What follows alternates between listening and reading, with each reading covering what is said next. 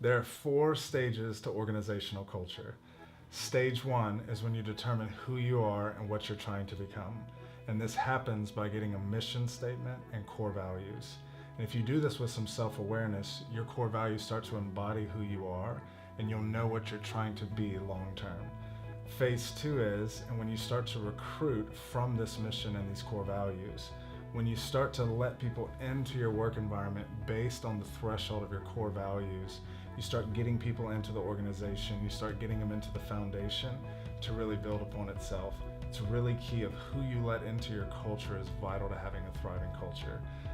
Phase 3 is what I call a tipping point.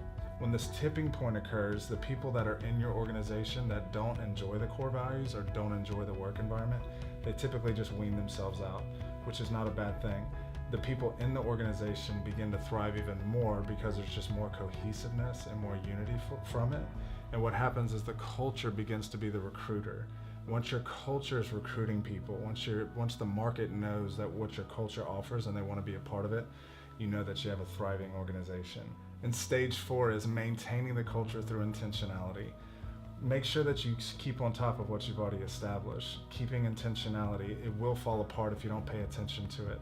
But it does, if you've done 1, 2, and 3, you start to create a momentum to where it just takes some intentionality to keep it going. So wherever your organization is in 1 through 4, you can always go back to phase 1 and begin to create your mission statement and create core values that really embody who you are.